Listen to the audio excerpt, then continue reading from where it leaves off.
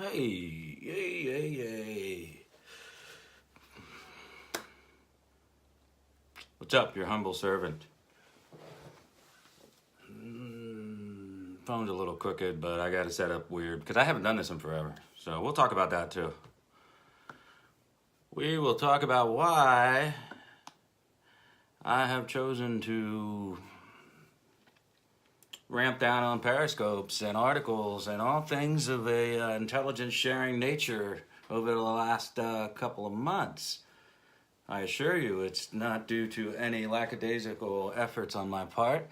It is merely reflective of the current acidic and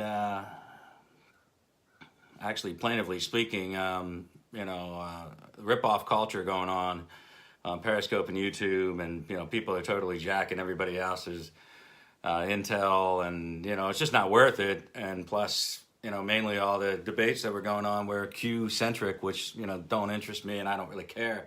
So I'm a little dispassionate about it, but I'm certainly willing to address a little bit of it now that we have this shit floating around in the atmosphere of the lamestream media, which of course is pounding on it like a in heat, like a dog in heat, if I'm still allowed to use dog these days. Anyway, let's start by thanking our unofficial sponsor, Polar Seltzer Water, which of course is the finest beverage of choice while doing Periscope. I think that Kurt Schilling agrees with me on that. We both consume Polar Seltzer Water, calorie-free, orange, vanilla, always unopened, so that the lying, LARPing leeches don't actually say that you're day drinking, which I don't know. They're all teetotalers, I guess.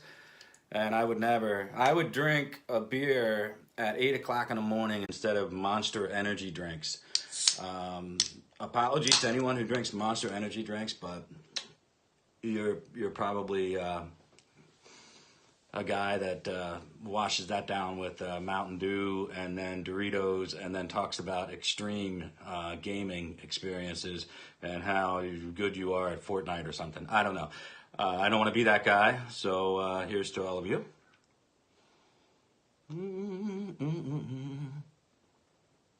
Oh, we're just gonna have some fun. Okay? We're just going to have some fun. I won't be reading a whole lot of questions or comments or anything like that because I'm just going to be on my iPad, checking stuff out. And, let's talk about who's in this thing, who's not in this thing, who's innocent, who's guilty, who is a LARPer for the thrill of it versus a LARPer for the shill of it. And that's an important point. It's an important distinction to make.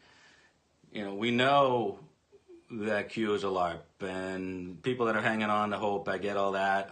You want to see definitive evidence, but if you saw my tweet, and if you ever, studied the whole Russell's teapot analogy when you were in college, if you went to college, unlike some big mouth out in Arizona who likes to shoot his mouth off. I saw a clip of that. It's pretty funny.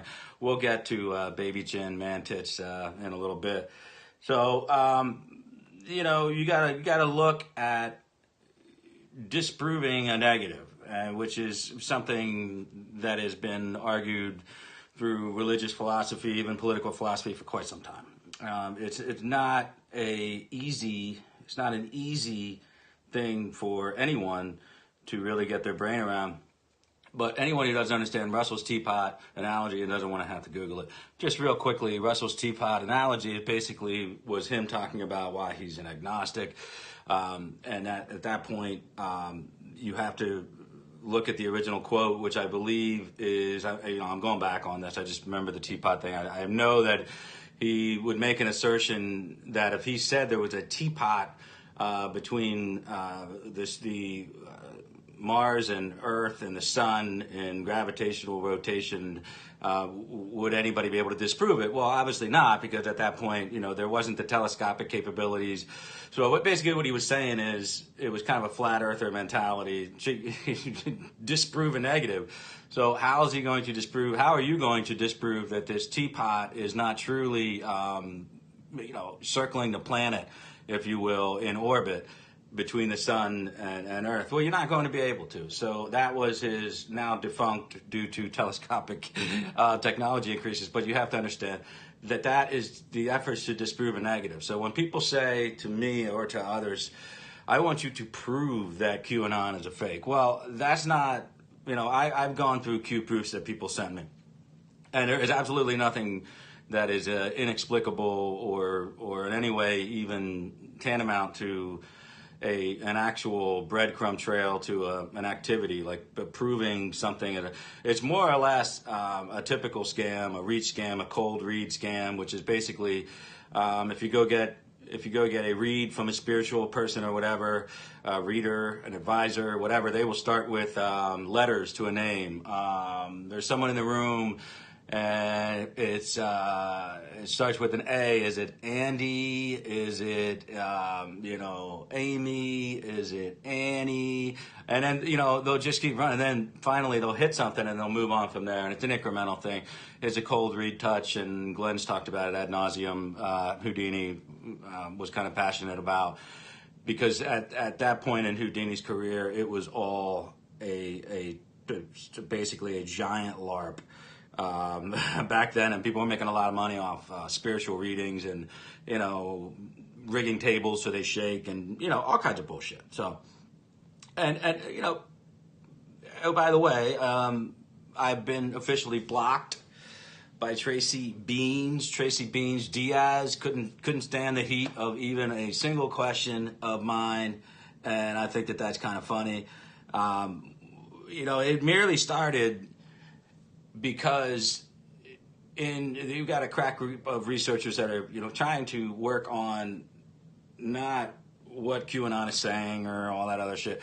It's just piecing together forensically why this started, when it started, who's involved. Really don't care about any of the other machinations involved in that. So we have a separate investigation, completely separate from what Posobiec is doing. Posobiec is going to basically show you in his due time, which is, I think, shortly.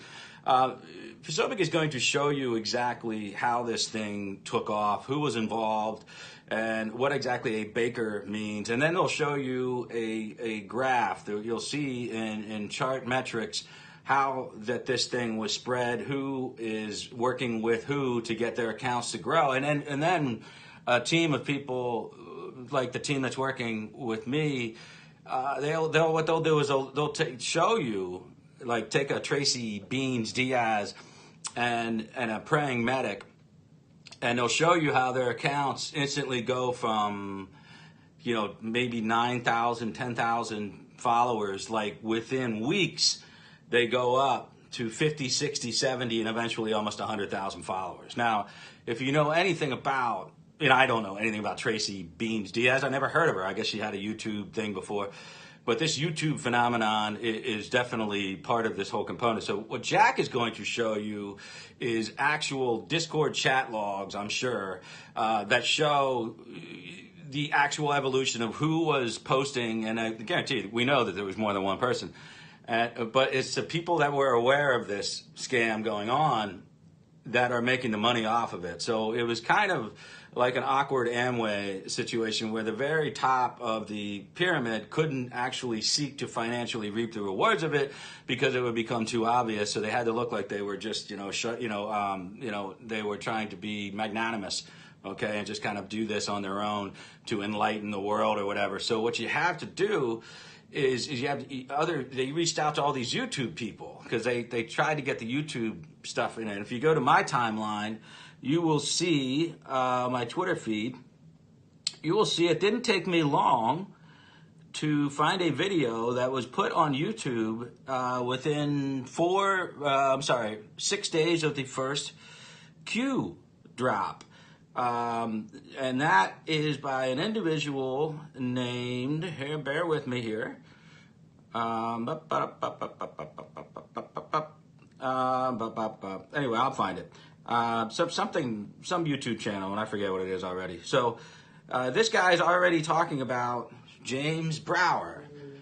And James Brower is he's a little guy. He's a young guy. He's not exactly the brightest bulb burning in the sockets. I'm going to hold back further divulgence until the whole thing with Jack is done. I'm going to let Jack work through his discovery process through James, but you know who James is. James has been identified from the beginning as someone who is involved with the formation of Q. And it goes back to this video, and then you can look at the tweets that he wrote. And of course, his handle, which was eventually suspended by Twitter, was JB_1776. And now you know why 1776 was so prominently displayed throughout the Q process. That was his contribution to it. And if you also look at some of the things that James Brower was bringing to it. And James Brower, by the way, is another guy who used to, be in a small Twitter DM room with me, Jack, and a few other people that, some of the fam actually know who this kid is.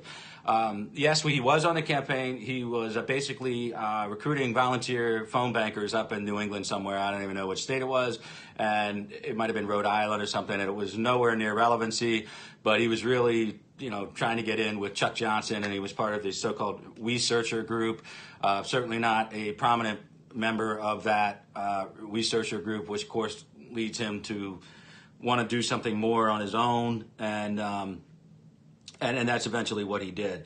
So, James Brower, I think Glenn showed it, this is James. This is James Brower. He went off his rocker a little bit last year. And when I had a disagreement with Mike Cernovich, and, I knew what was going on inside the NSC and the leaking problems that we had associated with Steve Bannon. I was getting increasingly frustrated because I was getting this information from people in the White House that were just, so pissed off about it.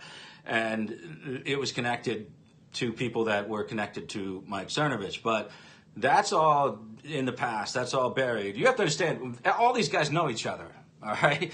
Jag and I go back since, the campaign. Cernovich and I, we've been in the same room a bunch of times. We don't really talk. He knows who I am. I know who he is. We don't care about each other enough to even say anything to each other, but we DM'd frequently during the campaign, and Cernovich was extremely useful in getting what we needed done on the internet, and he did it in a way where he was isolating himself from the existing white nationalist cancer that was growing within the alt-right movement. So the campaign was very cognizant of the danger of getting involved with a former Black Lives Matter type person like Baked Alaska and then all of a sudden Baked Alaska's white nationalist roots started coming through. They were very concerned with anyone who was associated with Milo, who of course was part of that group. They were concerned about using Jared Wind, if you remember him, before he was thrown off. But Mike Rowe is the real key here. Mike Rowe has been known by a dozen different Twitter names, very effective at using bot farming to do his game. I don't get into the technicality of this stuff. I don't care.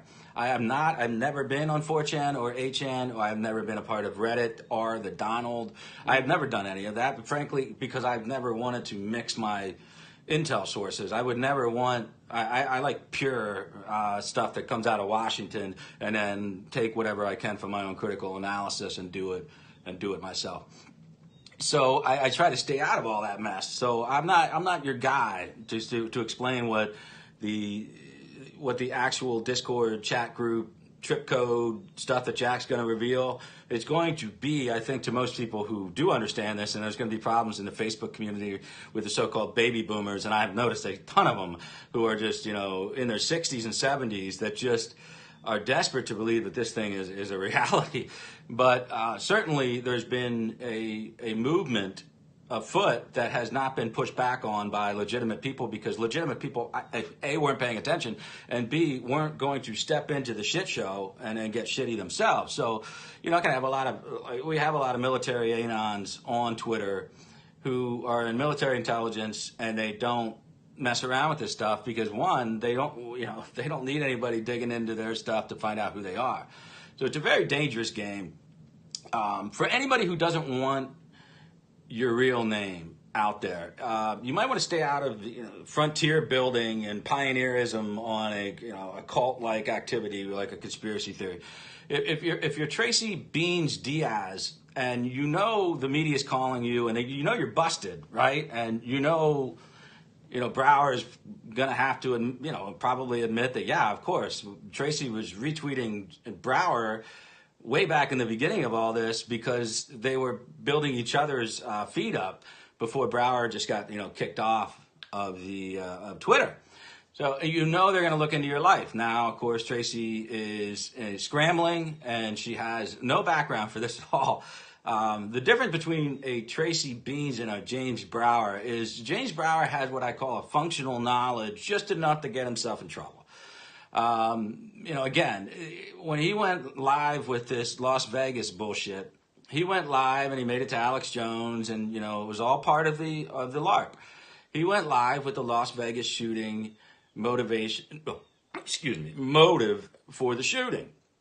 So what he said was he had access to video proving that Paddock had actually done this in the name of ISIS and made a video attributing that to the fact of, the people that he shot, which of course wasn't true, but that's rarely ever a metric of indication whether people care or not. Validation rarely requires follow-up in this game because people just, they just, wow, weatherman said it was going to rain yesterday when it's a sunny day, but I'm still going to watch the weather tonight and believe him about making a golf date tomorrow. So, it's the weatherman syndrome is very much alive and prevalent going on in this movement. So James Brower was wrong, emphatically wrong, but Las Vegas made it over into his Q LARP, and Las Vegas was somehow then connected to Saudi Arabia, and it was a lot. What they did was they settled on Saudi Arabia and North Korea. So originally,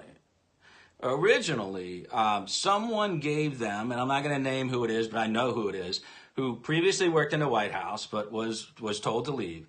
Someone gave them actual, not national security issues, classified issues, but they gave tidbits on some North Korea and Saudi Arabia developments. That's it. This is the person who had access to classified information but did not give them classified information. So they have no worries here, although they don't want their name out there, and I'm not going to be the one that provides that name. So, but they had access to that group of people, and they were responsible for some of the leaks that went through. And I'm not naming Chuck Johnson. I'm just saying that Chuck Johnson's at the center of this, and all these people are on the periphery, including, at one point, Microchip. So Microchip's expertise here is, of course, not the political discourse. He's not really, have no functional knowledge of any security issues or any diplomatic developments in a geopolitical sense. So what they were missing is somebody like me or like Posobiec, or somebody who actually has a crossover of political intel, but also experience enough to be able to give you the meat. So if you're writing a novel, you need somebody with expertise, or your novel is just not going to make any sense. It's going to ring hollow, and that's that. So the meat of the argument with the QAnon was actually provided originally with some of the South Korean, North Korean developments, but also mainly Saudi Arabia, just all focused on Saudi Arabia. Now, the funny part of this thing is we can go back, and let's just go back to the original. This is why the whole thing makes no sense to me. And to say that the Q was real, here's the argument being posited now. Q was real, but was later hijacked by Micro, and then subsequently, or before that, Pamphlet Anon, who has basically just been smoked. I mean, Pamphlet Anon has been smoked out. I mean, it was so obvious that NBC picked up on that. So all that tracks back to Pamphlet Anon. He got busted doing it right on his own live stream, logging in as Q. So that we know. We know Pamphlet Anon is one of the Baruch is another one. We know already that they've signed in with the trip code. So we have this internal battle with Q where we have these guys trying to post and then repost, and they're really at war with each other, trying to keep the legitimacy of it, and then also the other people just look like, fuck Q, so you've got a real problem there. But can we just go back to the original post? That's all I want, is to go back and discuss what was said originally. Now, this, I believe we can go back to October 28th, which was the first time Q began posting a series of cryptic messages called Calm Before the Storm. Now remember, when the military team of the cabinet was presented with Trump for the photograph with the press there, he issued the rather cryptic phrase, maybe this is the calm before the storm. Well, of course, that's just Trump talking, fire and fury like you've never seen, and, well, you know, whatever he said to Iran, total destruction like the world has never seen. So calm before the storm was uttered on October 5th. On October 28th, so weeks later, you know, somebody took time to put this together. Weeks later said, okay, let's just call it the calm before the storm. And they just started dropping some of the intel. And let's just read a little bit about what was dropped on November 1st. Q clearance Patriot. Okay, my fellow Americans, over the course of the next several days, bear with me, I'm going to read this to you because one way or another, the ugly truth has to come out. My fellow Americans, over the course of the next several days, you will undoubtedly realize we are taking back our great country, the land of the free, from the evil tyrants that wish to do us harm and destroy the last remaining refuge of the shining light. On POTUS's order, we have initiated certain fail-safes that shall safeguard the public from the primary fallout, which is slated to occur on 11/3/2017.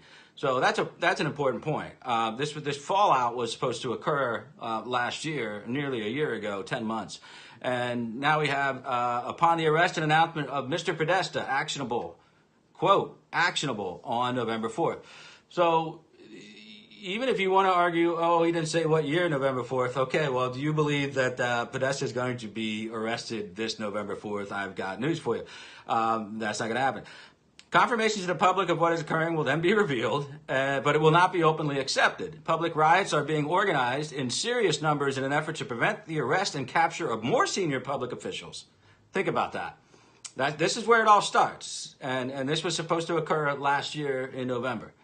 On POTUS's order, a state of temporary military control will be actioned and special ops will be carried out. False leaks have been made to retain several within the confines of the U.S. to prevent extradition and special operator necessity. Rest assured the safety and well-being of every man, woman, and child in this country, again, this is Q talking, is being exhausted in full. However, the atmosphere within the country, unfortunately, will be divided. Wow, that's a real prediction there.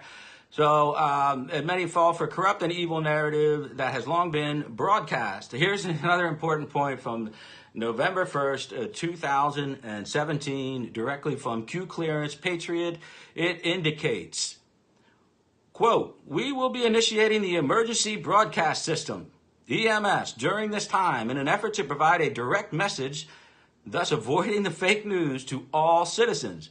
Organizations and or people that wish to do us harm during this time will be met with swift fury. Certain laws have been pre-lifted, which of course, pre-lifted is not a technical legal term whatsoever. So you're already seeing that, you know, nobody with Q clearance would talk about any type of suspension of habeas corpus or any type of martial law implementation and use things like pre-lifted. That's just a little glimpse into somebody working with just enough. It's like an amateur electrician. You probably know enough to hurt yourself.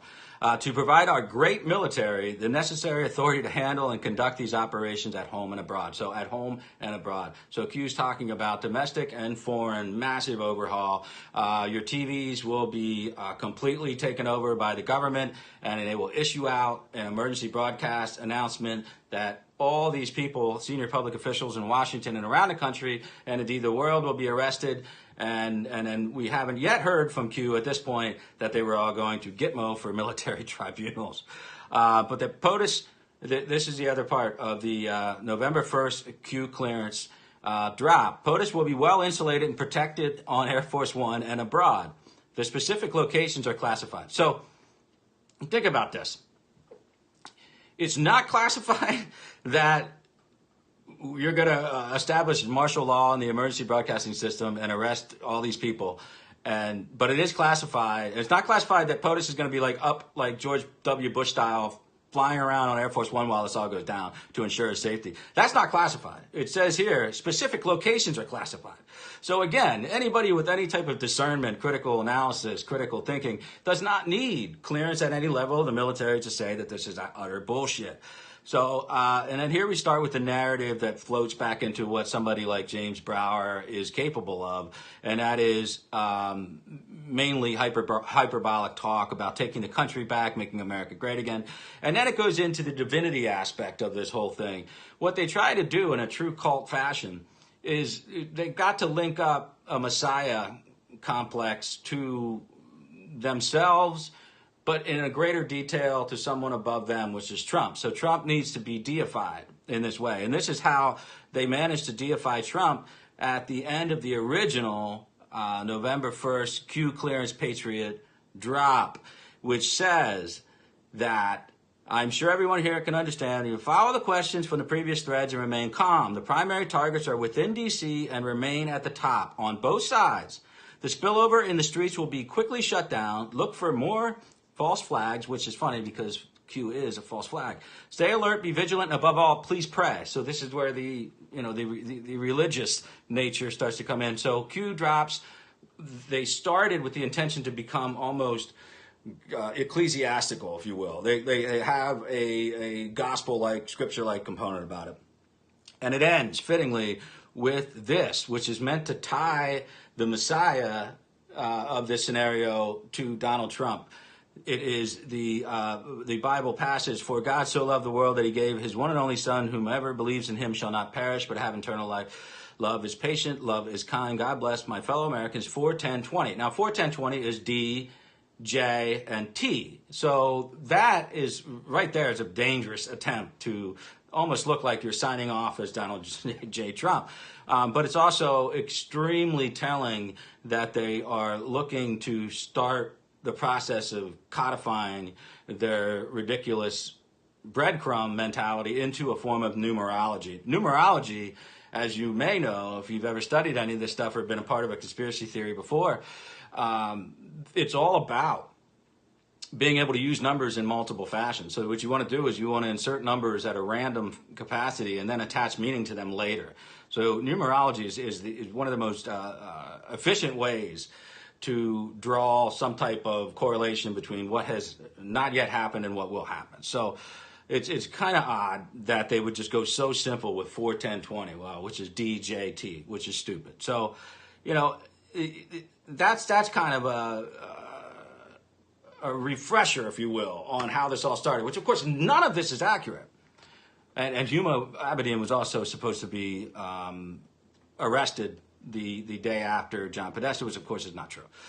But then this stuff starts to change, and then they need to get a little bit more sexy in there, and that's when they went off down the so-called rabbit hole with a quote-unquote brilliant Alabama election fraud sting, where they suggest, Q does, that Trump and Sessions set a magnificent trap for George Soros and the lying, thieving Dems in the Alabama election. So what they're saying here is that this was all done on purpose. Doug Jones defeating Roy Moore was done in order to catch them and trap them in voter fraud, and that it was all going to be exposed, and George Soros was going down, and it was going to prove everything is just great. Well, that never happened. Matter of fact, it wasn't even close. So, yeah, exactly. I agree that I'm kind of talking at a wall, essentially, because there's a duality here. Here's the important duality, that these people who are inclined to believe this stuff are on the lower information threshold, which is no insult to them. They have 9-to-5 jobs. They're not related to government or anything like that, or they're retired and they're just spending too much goddamn time on the internet. But that's how you get them in. You get people to buy all in that have lower access to information or the ability to confirm or conceive based upon their experiences in an educational term or in a livelihood term. So they are not easily subjected to a truth that's going to sway them out of this. All right, is everybody following me along? Not to get Lee Stranahan on you. But the point is that if you were ever inclined to believe that there was going to be thousands of political exposés that were linked to pedophilia, child sex trafficking, uniquely situated in Washington, D.C., crimes against humanity through the Clinton Foundation, and that these civilians were going to be brought to Gitmo, which was another Q assertion, that they were going to be exposed to military tribunal justice, which of course, as we know, is not true. And I posted the original court case post Civil War. I don't know how many times. Ginger McQueen has done it as well. So again, I recognize that I'm not speaking in a way that's going to influence people to leave their entrenched status as Q followers. That's really not the purpose. What I'm doing here is explaining to you, the people who probably understand Q is a LARP, why other people are inclined to stay involved and want to be with it. And the religious affiliation doesn't end there. The Bible is definitely being used as a tool here, which is really scary, because this is where you get somebody like Praying Medic.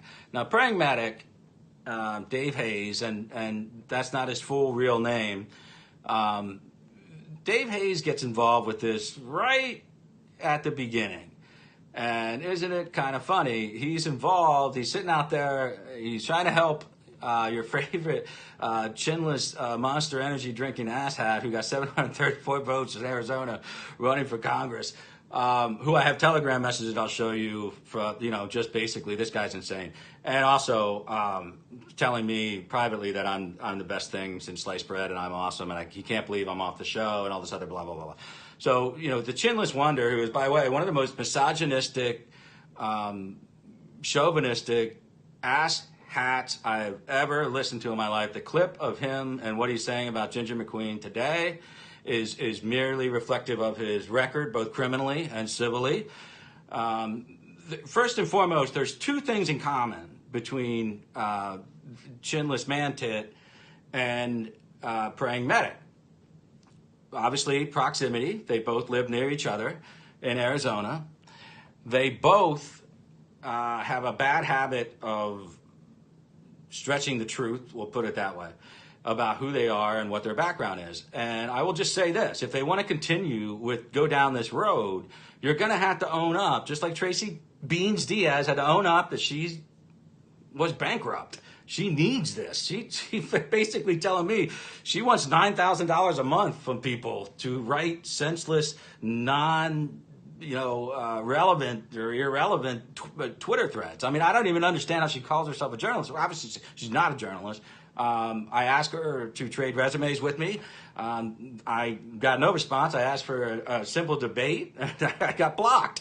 So always got to be curious about why somebody would block you like that. Now, people were sending me this stuff early on, as people do regularly. They send me stuff for a test of veracity. So my early analysis of her was, she was doing the hyper posting, tweeting crap that people try to build up followers quickly. And she was doing the threads, which were like getting popularized by the Reagan Battalion guy, Draw and Strike, Stealth Jeff, whatever, and this Imperator Rex, whatever his name was, who kept changing the story. I'm a grandfather. I'm married. I have 4 grandkids. I'm a widower. I have 3 kids. He kept changing the story the whole time. So LARPers like that kept doing these threads, and they would just throw together these random names that worked at the FBI and worked on it. No shit. The FBI executive levels in counter intel and other investigative offices are, in D.C. are not made up of that many people that they're not going to cross-pollinate over into different investigations. So it was rarely ever proving anything definitive. It was just really dumb shit. So I saw that she was trying to do this stuff. So obviously the first real thread that I was watching in real time was the Senate Judiciary Committee hearing, where we went over all this stuff, and it was, I believe, the McCabe hearing, or I don't even remember who the hell was it. Maybe it was Horowitz. It was Horowitz. That's right. And I'm watching her, and she's literally tweeting question by question. But more so, I'm noticing that she has no clue what she's talking about, that she's clearly never watched a congressional hearing before, Senate or otherwise, and she's asking where Trey Gowdy is. And at that point, you have to really kind of suspend your disbelief that this person knows anything about what they're talking about. So she's being fed and feeding information in an exchange with other people in this Q nexus. And the problem is, every now and then they stumble upon the fact that they don't know anything, and they put it out, and it's obviously stupid. So you have to kind of devolve from there into covering your tracks. But she's clearly not real into politics. I don't want to insult her intelligence overall. I don't know. I see basic misspellings and grammatical errors, but that could be attributed to autocorrect. God knows we've all had them. I see it more frequently with her, especially with homonyms. She doesn't seem to really always know the difference between your and you are, or there and there. Specifically messing up something that somebody doesn't, of an intelligent, educated background doesn't tend to do. So there's little trip ups you can catch for whether people are actual intellectually inclined or not. And there are very smart people who never went to college at all. They too pay kind of close attention to their writing. And that is a way of memorializing a thought.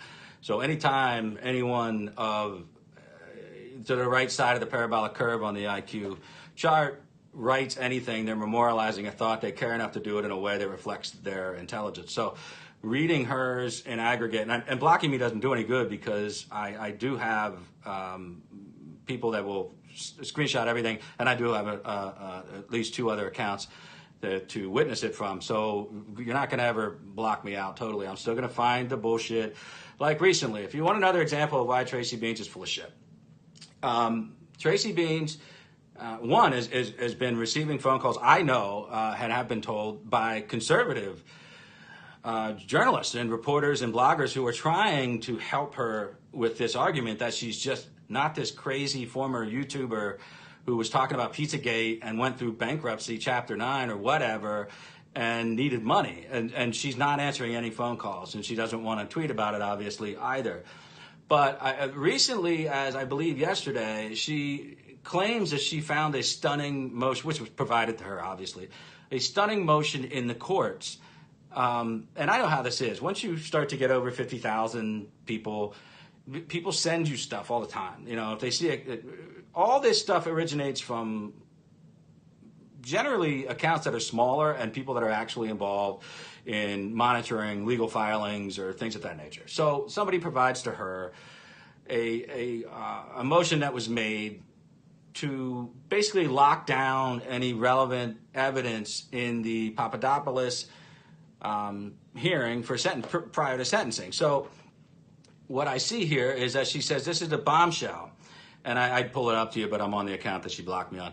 So in a nutshell, she says, this is huge. Mueller is trying to suppress evidence that led to Papadopoulos pleading guilty to lying to the FBI, to a 1001, and this is big news. Well, if you read the motion is actually filed because Papadopoulos' team, wanted to look at what the evidence was again. What they wanted to see the evidence prior to the sentencing. Now, I'm sure it was probably perfectly innocent.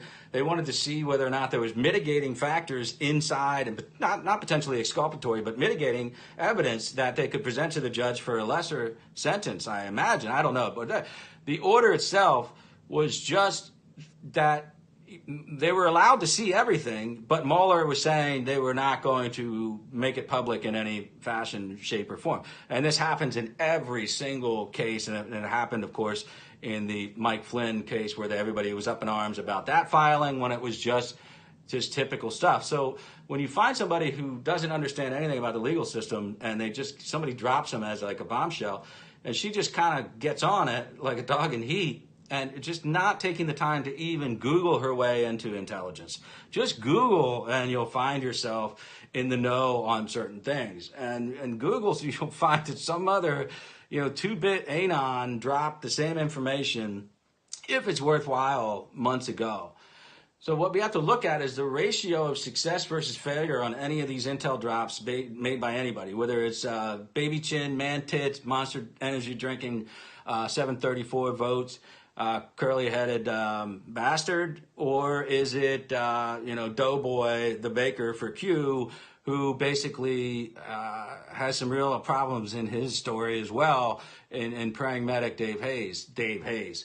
So that's the issue. How much of what they're saying is anyway prophetic or accurate? And the answer to that is, of course, 99% out of 100, 99 out of 100 is wrong. And I believe if that doesn't help or in some way contribute to your thought process and evaluating whether Q is real or not, then there's not a lot I or anyone else can do to help you. But I do find it funny, again, going back to these two guys in Arizona who, you know, 1 second you have this this baby chin boy trying to somehow tap into this without getting directly related to Q. So he had his own intelligence drop, which is really kind of funny because, you know, Dilley and intelligence together don't really, you know, mesh. But he's doing these drops. Now, whether or not he's making them up on his own, I don't know. I really don't know. Whether Brower was working with him in some capacity on this is possible. But none of it, of course, came true. I mean, if some of this stuff is so stupid that the quote-unquote Dilley drops were getting juxtaposed with the Q post, and people were just saying, oh, well, Dilley's the one that said there was 40,000 people heading to Gitmo, and Q didn't say it, and Dilley said, I mean, Dilley actually went a step up. I mean, he actually went full retard on it, where Q was trying to go incremental retard. Like, Dilley, you know, he went up the ladder of retardation. So, which happens when you just get high and drink energy drinks all day. So, you know, this was in conjunction to try to bring more money into his so-called campaign, of which he had a 42% poll lead that they mysteriously took the poll down off the TV. He knew that by talking to somebody at the Home Depot. So he is obviously conspiratorially inclined. Now, I have said it before, I'll say it again. I have logs and logs and logs and logs and logs of Telegram chat. Okay, now when you're on the Your Ass America show, you know, Bill has to control everything. So he has all these people in a room and there's just shots back and forth of all this other shit. And, you know, I had access to that thing until whatever, last year around this time. Well, of course, I screenshot everything because it was so ridiculous that I knew one day I would have to have evidence to how crazy these people are. So, I mean, I had the screenshots of the shit Dilley would talk about, and it was off the charts shit. I mean, he is saying that Sheriff Joe and John McCain, he was at a party with them, and they had strippers on their laps, and they were doing cocaine. So this is one of the first things I ever hear from this guy who I had no idea who he was when I started, you know, making appearances, and it just sounded very odd. So I don't respond to anything like that. So I kept them all. So, but I'm not the kind of guy who likes to just start breaking shit out like that unless I have to. So my message to Dilley would be is, you know, tone it down on Ginger, because what you're saying by calling her a whore, a pill-popping whore, on the dole, I mean, be careful of what you're saying, because you're tied directly to what you claim to be the source of this information. So you're basically covering Bill Mitchell in shit when you say stuff like this. So I'm going to be a warning to both of you, a warning to both you and Bill. Ann is on the side, and she's a scam artist. She's going down no matter what. But my warning to like a Dilley would be, one, do you want people to read your public divorce filings, and do you want people to read the arrest report for the spousal abuse, and do you want people to read about the bankruptcies? If you do, then by all means continue to attack people in this capacity that you're doing, because at the start I will just put out the Telegram stuff showing what an idiot you are, and then at the end it will be way worse for you than that. So it goes back to my point. If you're a praying medic and you're who also has spouse abuse, arrest, and bankruptcies, and all these people have bankruptcies. Tracy Beans, I don't know about James Brower. He certainly was living at his parents' home at one point. And I remember somebody recorded one of his periscopes where he went off on me for like 40 minutes, and it certainly looked like he was under the influence of some kind of drugs. And they sent it to me, and I knew he was working in some real small social media capacity for I don't want to mess his name up. The guy, the real Indian running in Massachusetts as an independent.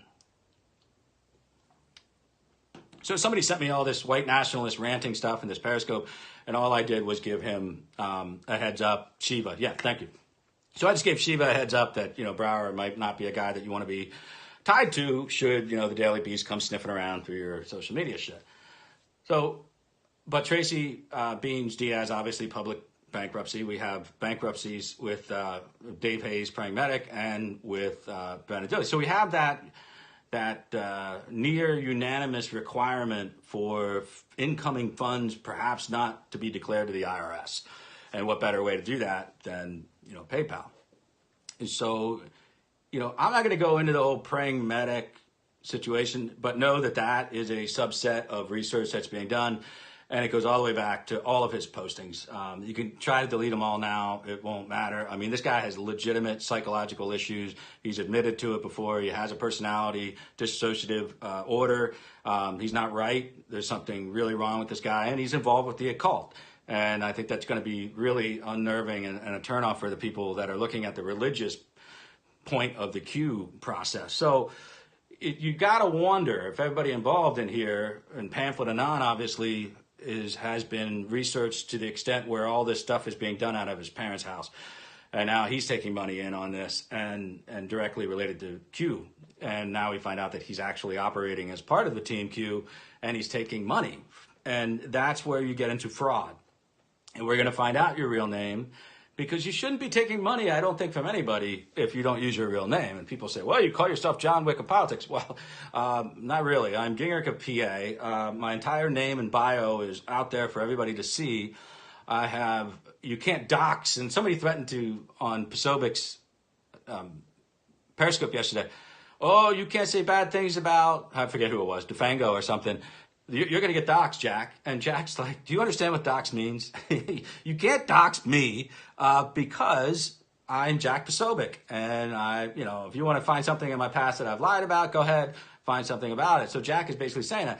So with me, it's kind of hard. You can't dox me per se because I've already been so-called doxed by the, Harrisburg Patriot News, Lebanon Daily News. I mean, I've already been in the news. I've been elected to office. I've been a county chairman. I've been an analyst for the state government. I've run the Pennsylvania Senate Republican Campaign Committee. I have been an executive in, basically a chief of staff for an agency that had a $300 million budget and 5,000 employees. So, and a lot of statewide news articles about how they didn't, the Sierra Club was going after me. I'm pretty much out there. Anything about my life, they try to dox my mom. I mean, it's ridiculous. You can't dox my mom either. My mom was in public office for 14 years. Matter of fact, one of the most successful chairwomen in the entire state history in Pennsylvania. So, I've had an inclination to be dispassionate rather than passionate about getting involved with this Q stuff until it started to circle in to the same group. Everybody knows each other. And what's starting to make sense, and nobody could figure out at the end of October last year, the so-called Covfefe Fest meltdown. Nobody could figure out the timing of that. And of course, it was all predicated on lies and bullshit. And there's still, Ann is screenshotted today asking, about our FEC reports. Our FEC reports are fine, thank you. And they've been fine for the last 4 filings. Pretty sure there's nothing wrong with them. And the so-called $6,000 golf trip you people keep talking about is nobody golfed anyway. And if anybody would have golfed, it would have been Sebastian Gorka. So take it up with him. And that was a fundraiser that we did with Sebastian Gorka as a guest, and it made $9,000, and we spent $6,000. Wasn't a great turnout, as we learned. Gorka wasn't really that big of a draw. So most of every cent of that $6,000 went to the hotel. The rest of it paid for his fancy room, his flights, and his car. So I didn't pay. I went on my own money. I went down to Florida for that particular fundraiser on my own dime, which is kind of funny since they're trying to say we were all golfing. I've never taken my golf clubs ever on a plane because it's bullshit, and I just frankly don't golf when I'm not at home. So it's all really, really stupid, and I don't like stupidity. But for Ann is asking about our FEC reports. Let's talk about stuff that's public record. This isn't doxing at all. Everybody knows this address, by the way, because this address was the original home registration of the MAGA coalition. That is 3 East Wind Circle in Tequesta, Florida. So, you know, this right there, the reason why we changed their registration is because it was registered by John Kruger, a.k.a. Mr. Vandersteel. This is their address from Public Florida website. Let's talk about, you know, they want to talk about our FEC reports. Let's talk about Ann's tax bill. Let's talk about Ann Vandersteel's tax bill. You see the number there? You see the number there? Solid Waste Authority, refuse collection, stormwater utility. I don't know how many years you have to go, but, you know, up to April 2018, a couple of months ago, the Vandersteel couple owes $13,365. Whether they paid that or not, I don't know. This public information is as of, I guess, 4/2/2. How many bills do you not pay? I mean, I guess there's some school bills, school taxes up there as well that make up the bulk of it at $12,000. But how many bills do you not pay? Look at that. That's right there. That's Ann Vandersteel, and that's her tax bill in Florida. Now, and she's had bankruptcies as well. She's had multiple bankruptcies as well. So you want to come at me at a registered nonprofit, which is basically overseen by a millionaire and Brian Hassine. By the way, Dilley, Brian Hassine could buy you 1,000,000 times over. Literally, the guy is really, really wealthy, and it's kind of funny to see you try to make fun of him. And then I have also telegram after telegram last year between Dilley and Brian, where Dilley's telling Brian he's freaking incredible, he's awesome. Could he help send his daughter to a tennis academy in Florida? So he was asking Brian for money. This is the type of person, you know, Dilley is. So look at who Brian is seen as a person versus Dilley. So we use critical thinking, right? But again, what kind of person is Ann Vandersteel? What else would you have? If you don't pay your school taxes and you don't pay your garbage taxes or utilities or whatever, what else aren't you paying? So maybe you should worry less about Sebastian Gorka's bill that he charged the MAGA coalition for a fundraiser. Maybe you should worry less about that and worry more about paying your bills. So, you know, and Mitchell likes to keep the blood off his hand, and everybody's like, you know, like to have the knives sunk in by other people so you can keep yourself clean. Well, as we know, Bill Mitchell is a scumbag. And for anybody who doesn't understand that, I'm not really going to get into it that much right now, but the things that I have accrued on Bill Mitchell, at the snap of a finger, he's off the map. He's off the map. As all scumbags are wont to do, he put making money first in his life. Now think, Bill, surely you will get word of this. Making, no G, money. If I have that, I have everything. I have everything, at least up until that point, don't I? And that doesn't change the Telegram stuff that I have. It's just amazing. And then I have some other stuff about you that involves travel. And then I have some text. And maybe I have some videos. Woo-wee. I don't think you want those out there. Matter of fact, I have a hard time watching them. They're disgusting. But anyway, you got a little problem. You probably shouldn't drink and use your phone, Billy boy. So why do I get so dispassionate versus passionate? God love Ginger. My God, she pumped me up today. Her scope was incredible. Ginger cares. Ginger has a maternal nature towards these people that are low information, people that are working on breadcrumbs. She wants the best for you. I am a little bit more disengaged, where I care about my family and my friends and random people on Twitter that I don't know. The only thing I care about is they vote. And I noticed that that is the one thing omitted by the Q phenomenon, which is, hey, oh, assholes, you better vote. Because we're going to really have a hard time. Every week, the Cook Report is sliding shit over into the toss-up, lean D direction where they should be already ours. But I'm going to get to that in a minute. I don't think it's helping the movement at all. I don't understand why people are saying this is bringing people together and teaching people to research. What are you researching? What are you researching? I mean, honest to God, saying that the president had a secret meeting with Kim Jong-un and managed to evade the entire White House press corps travels, by the way, on Air Force One. So don't you think they would notice if the plane detoured over and landed in North Korea? And it's just so ridiculous, but that is what Q said. Q said that they made a detour, and he had met far before the Singapore summit with, because the CIA was controlling Kim Jong-un through his generals, and they were all murdered so that he could be freed up to make this deal, which, by the way, the deal's not going very well at all, and the sanctions have gone nowhere, and frankly, Kim Jong-un is getting very irritated, and he's increasing the amount of investment into ballistic technology and the nuclear fuel. So we've got a real problem there in your neighborhood if you're a big Q fan. So we've got all these things that are just wrong. But Ginger is passionate enough to care that she wants to bring you back into the fold, where I am dispassionately removed from it, whether or not I don't care what you do with your life.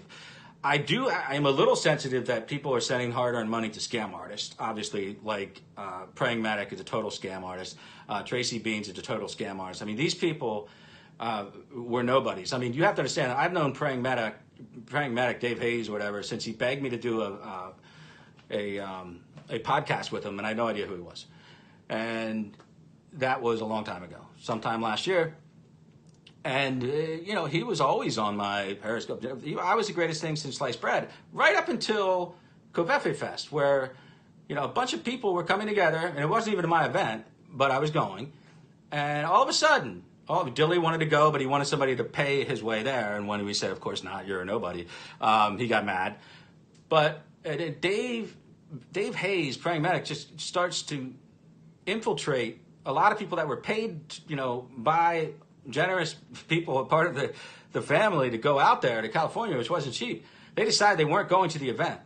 And they were all just going to all of a sudden hate me. I mean, people that have been loyal followers, always on my Twitter and my Periscopes.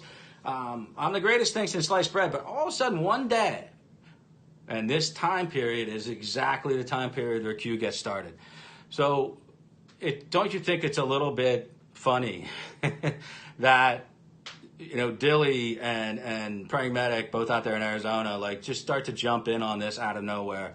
And Praying Medic goes from 8,000 followers on Twitter to 90,000. And all of a sudden he's on YouTube, and he never had more than 200 viewers. All of a sudden he's getting 200,000 people. You have to suspend disbelief. Now, granted, I don't know if he really was a EMT, an EMT for 35 years, I guess he says. And I think he's only 55 years old, so I guess he came right out of high school and started doing that. Claims to be an atheist. I mean, I saw him trying to sell books on a show, that Sid Roth show. That's just awful. But, Lee Stranahan posted what I posted. He took it. That's fine. But Praying Medic put out a giant Facebook post about how he had dreams that Trump was going to help him live a lavish lifestyle. That Trump winning was meant for people like him to somehow, Field of Dreams style, if you build it, they will come, that he was going to make money. And that was all he really cared about. That's all he's ever really cared about. And again, I had private DMs from him saying that I need to write books, and if I have this number of followers, then this number of people will buy the books, and that's how much money I'll make every month. I need to ask for money because people want to give me money. And I never, of course, would do that. But it showed me insight into who this person really is. So he can say whatever he wants about me. I don't really give a shit. The guy, flew down to Atlanta to hang out at my party down there, and just constantly wanted to have me sell his books, which of course I would never do because they're ridiculous. And I'm just kind of curious to where this guy picks up the ability to do any of this discernment on cue, because he doesn't have any political background whatsoever. And he's kind of stupid. So I disagree a little with Glenn. Glenn said he's actually good at what he does. I think he's painfully, obviously, a grifter. So you make up your own mind on that. Ginger cares about people coming home to the Trump movement in general, where I care about them going to the voting booth. And stop giving your money to these scam artists, because you give it to charity. But better yet, Ginger's point and Jack Posobiec's point is, imagine if all this time and energy had been put into congressional candidates that will back the president. We'd be a lot better off. Instead, we have Praying Medic with 300 plus Patreon donors a month, and Tracy Bankruptcy Diaz with 817 Patreon donors a month, claiming that her goal is 9,000 a month. So ask yourself, as I did in tweet form, how many journalists make $100,000? The answer is, outside of the major metropolitan bureaus at the editor level and above, nobody. Your local newspaper reporter is making about 60 grand if he's been there 20 years. So the arrogance and the, not just the arrogance, but the ignorance. The ignorance is ridiculous to claim that she has a modest goal of $9,000 a month. Wow. The content is maybe worth $9 a month. I just don't know. Her ability to stare at C-SPAN and try to tell you every question that's being asked, if that serves some function to you as a Twitter follower, then maybe $9 a month, almost like a transcription fee or something like that. But absolutely nothing else has been revelatory. It's all bullshit. Nothing has ever come true that they said, because obviously it would be reported by the mainstream news. Everything I've done or said since I've gone on Periscope last year has been, no, actually it was 2 years ago, in some ways validated. I've been right about a lot of things. I've been wrong on some things, but every major piece of intel that was ever directly passed to me was basically going to be tethered to the release of it in the media. It was almost like this, just keep people in the loop that this is going to happen. You don't tell them exactly why, when, or who. But I don't really ever recall saying something so fantastical specifically was going to happen that never happened. Mainly I was discussing why McMaster wasn't going to send 150,000 troops into Syria. I was explaining why Bannon was in the doghouse and was going to be fired. I was explaining why Gorka had no security clearance and it was kind of ostracized and I really had no job.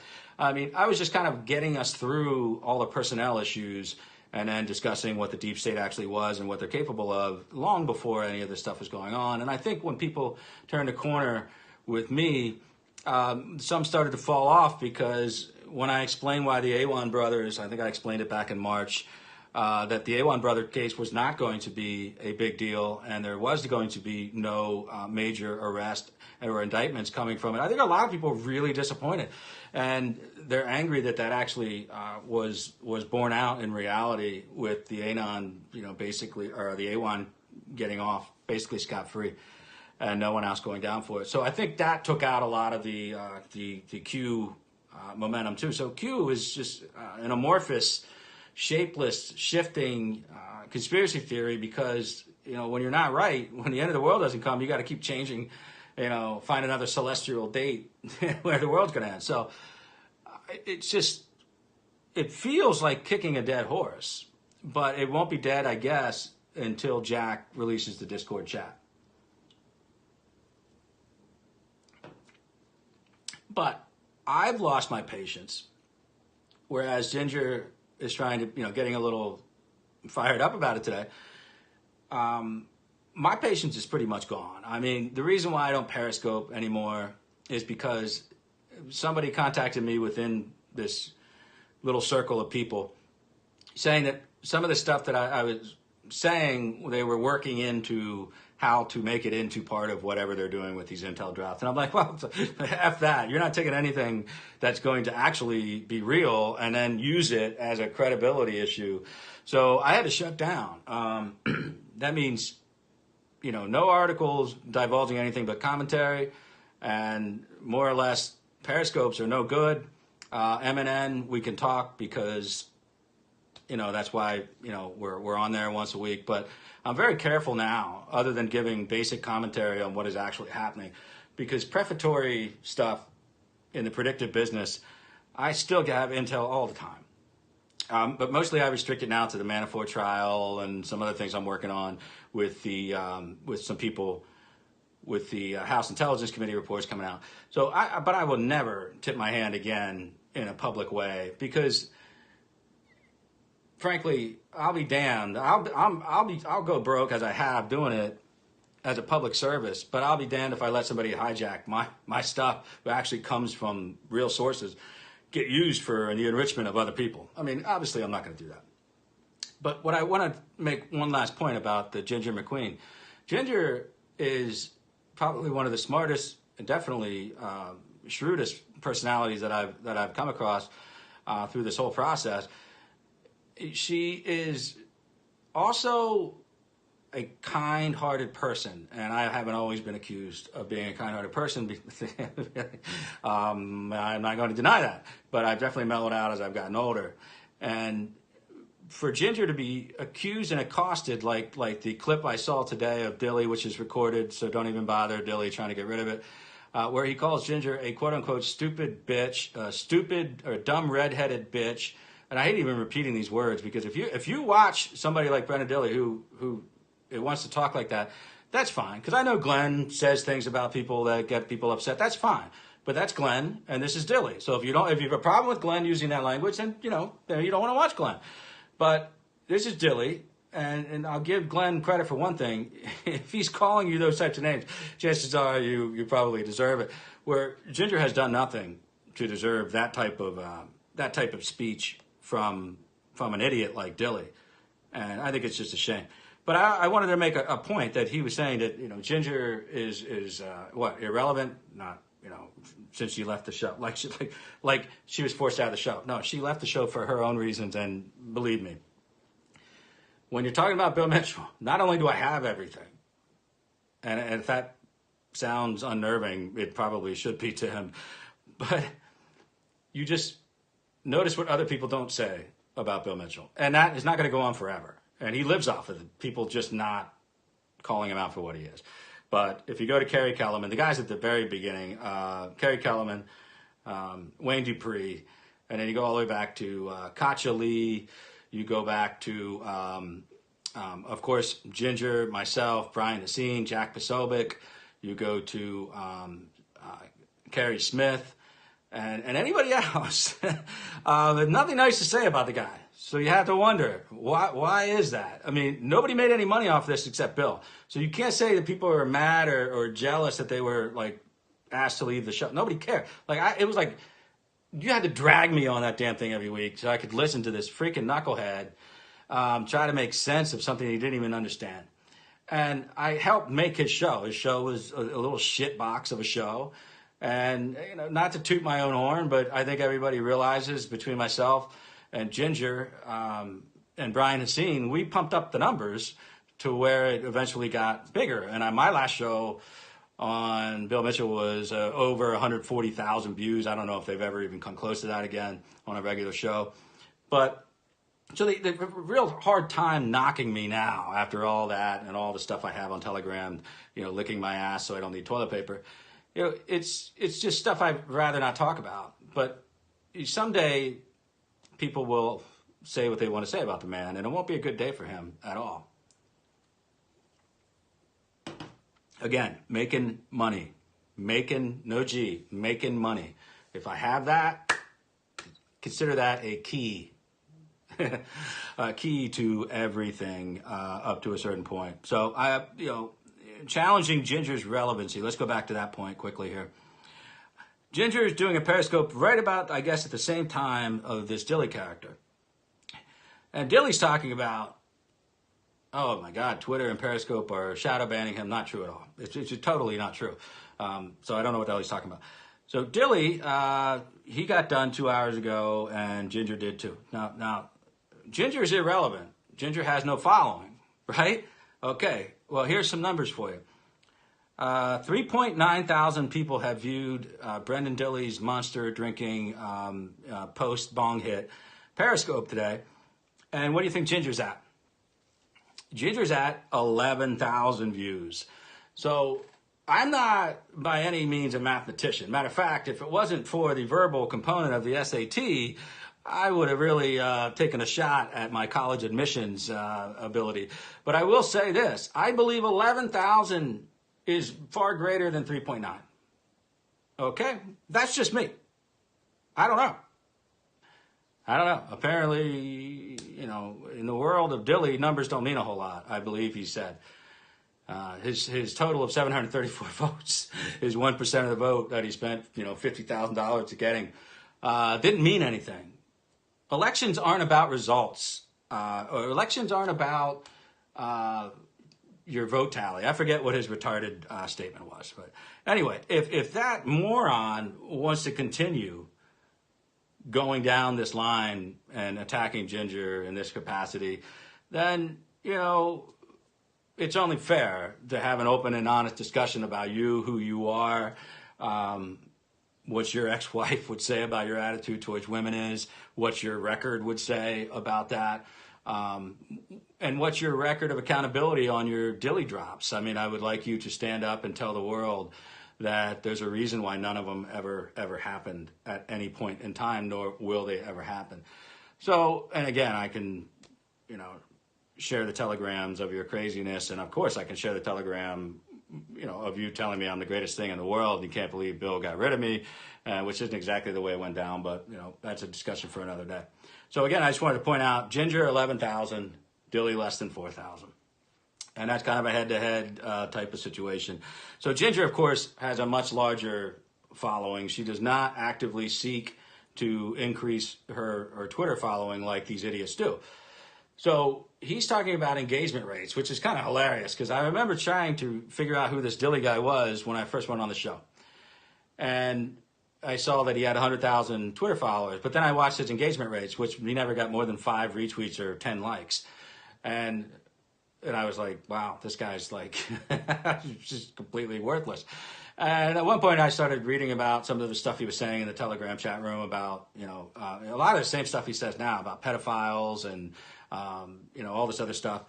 And particularly about Sheriff Joe doing a bunch of cocaine and with hookers and stuff that he was there in Scottsdale and personally saw. So, all the crazy shit he was saying, I remember at one point I just, talked to Mitchell before, probably one of 4 shows in and said, make sure you never put me on with this guy because he's nuts. And I have a career ahead of me at some point. I can't be on with people like that.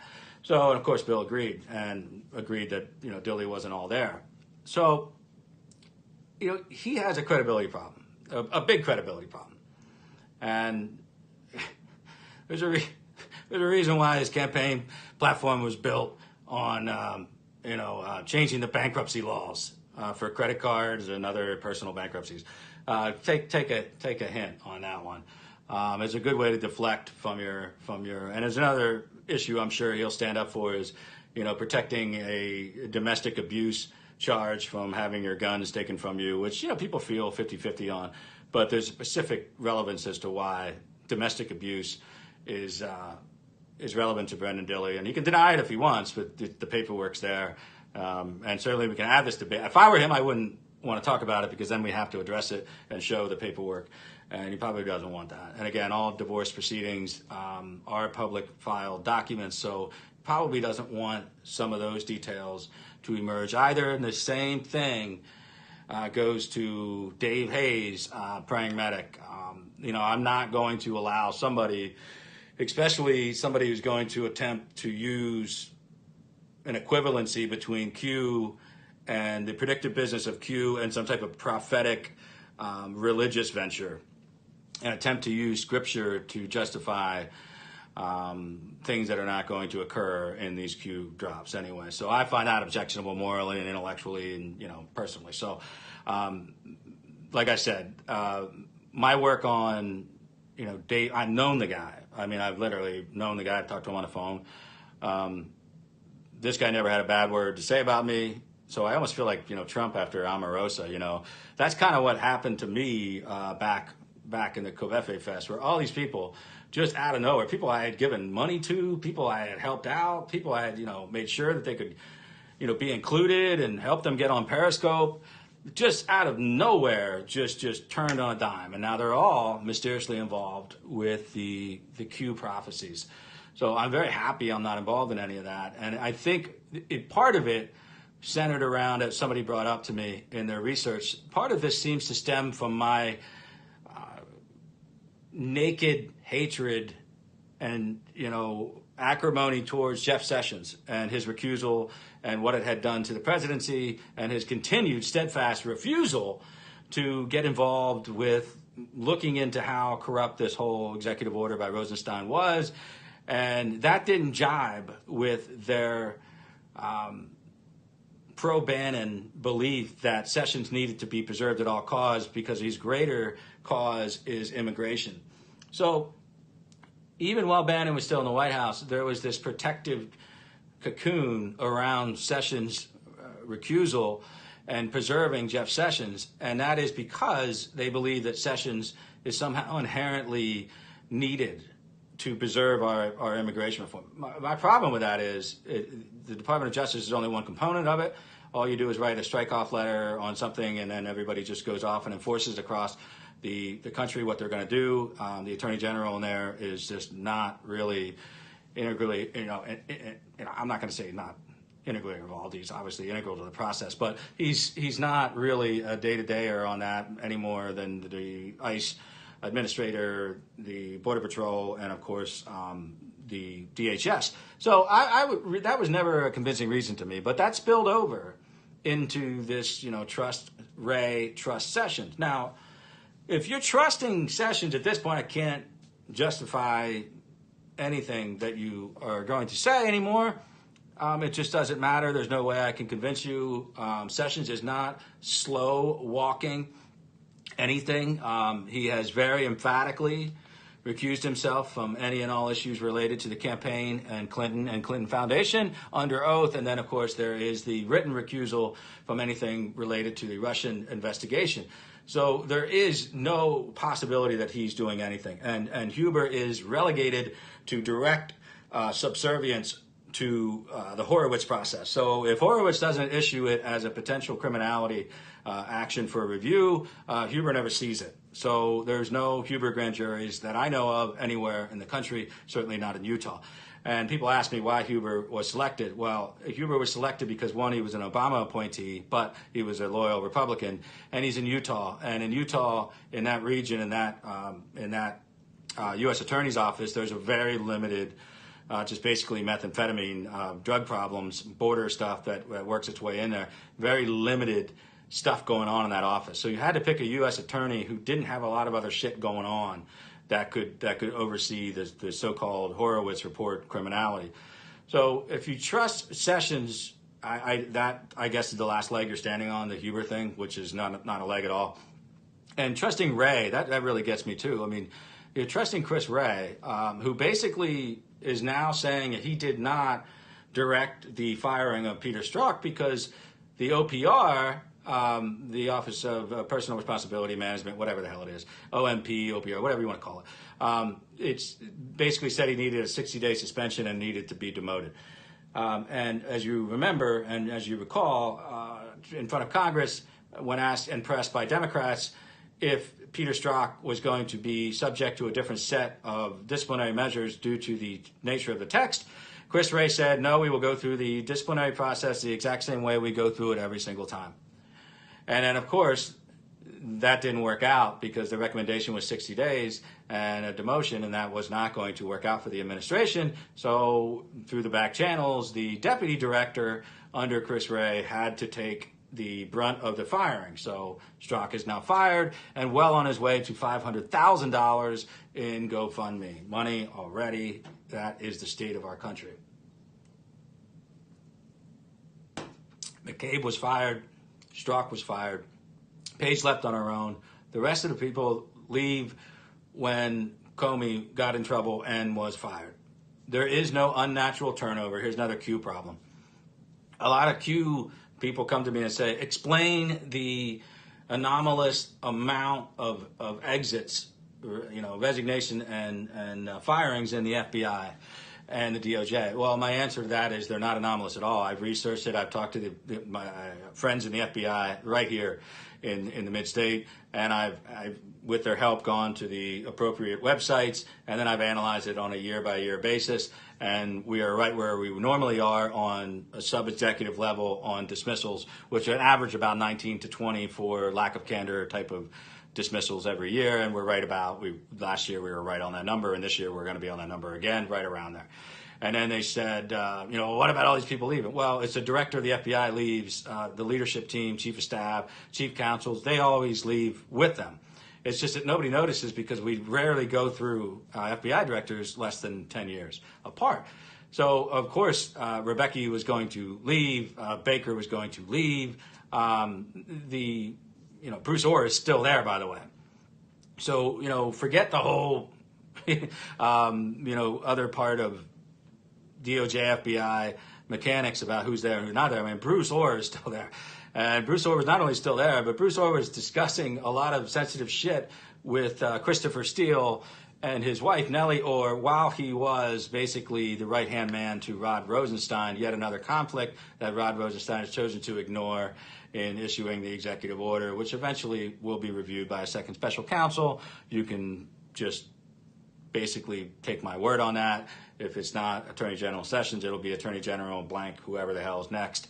That's not negotiable at this point going into 2020. So with that, all this has to be regurgitated back after this election in order to get the momentum that we need in 2020.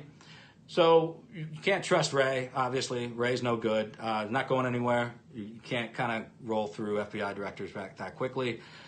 But there's this whole notion of trust so-and-so and so-and-so and so-and-so. That's bad logic. And with Trump and his mercurial attitudes towards any type of staffing, it's just not a good idea. And it just goes back to the whole hashtag fire McMaster, keep Bannon, save Bannon, whatever the hell it was. I don't know. It's not helpful. And it's just to try to cement that into a intel drop seems to be antithetical to me. So, in a nutshell, because I have to run to pick up the girls. In a nutshell, there is nothing that I've read, nothing that I've read or have seen in my research and the research that's been provided to me that Q is an actual team of anyone with security clearance. To my knowledge, the only one person that was involved with any component of it with security clearance, I'm not sure maintained it upon his exit of the White House, but certainly had the ability to come up with some of these things. Outside of that, I have no other name thus far that's been provided to me that it's anything but a typical fake FBI and White House and that type of thing. The people that just LARP for a living on these boards, and I don't judge any of them because I'm not on 8chan, I'm not on Reddit and 4chan. I don't care about it. I have no use for it. I don't care. And if that's what they want to do, that's what they want to do. I'm not a coder. I don't give a shit about it. I actually work in the world of government and politics. So outside of that, I'm really not into the intrigue. I don't.